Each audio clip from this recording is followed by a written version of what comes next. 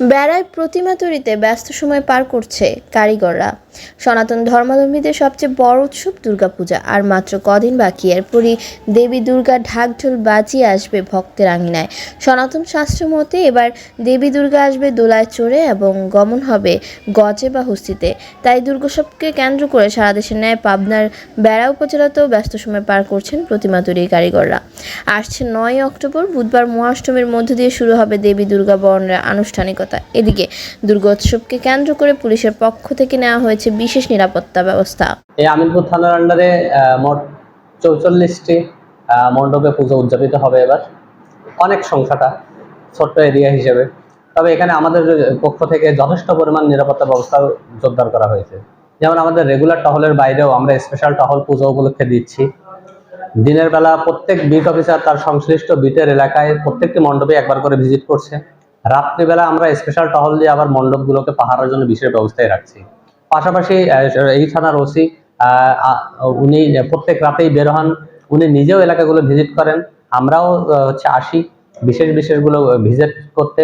তো পাশাপাশি যেটা আমরা আরেকটি গুরুত্বপূর্ণ কাজ করেছি সেটা হচ্ছে যে সংশ্লিষ্ট যে মণ্ডপগুলো আছে তার সভাপতি সেক্রেটারির সঙ্গে আমাদের অফিসার ইনচার্জ উনি প্রত্যেক দিনই কথা বলেন যে তারা কোনো প্রকার থ্রেট ফিল করছেন কিনা।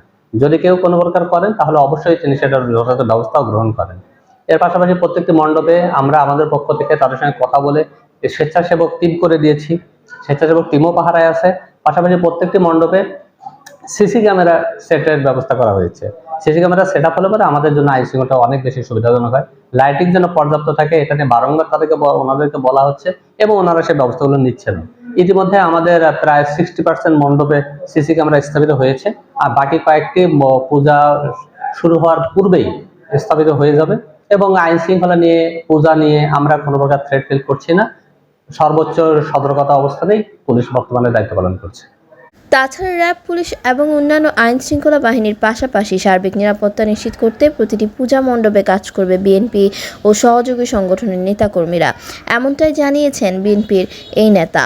আমি আশাবাদী বেড়া উপজেলা বিএনপির পক্ষ থেকে, বিশেষ করে আমার জাতশাকিনী ইউনিয়ন বিএনপির পক্ষ থেকে সর্বোচ্চ সুবিধা আমরা দেওয়ার চেষ্টা করতেছি। এখানে একটা বড় মন্দির আছে, ওখানে ওসি সাহেব প্রশাসনের লোকজনের সাথে করে নিয়ে বসার পরিকল্পনা আছে। আমরা বসে সম্পূর্ণভাবে একবারে নিশ্চিত নিরাপত্তার মধ্য দিয়ে যাতে হিন্দু ধর্মাবলম্বী এরা এদের শারদীয় দুর্গা উৎসব পালন করতে পারে তার নিরাপত্তা যথেষ্ট পরিমাণ আমরা দেওয়ার জন্য চেষ্টা করব। বিশেষ করে দলের পক্ষ থেকে আমরা বিএনপির নেতাকর্মীর পক্ষ থেকে অতীতের চেয়ে অনেক বেশি নিরাপত্তা দেওয়ার চেষ্টায় আছি।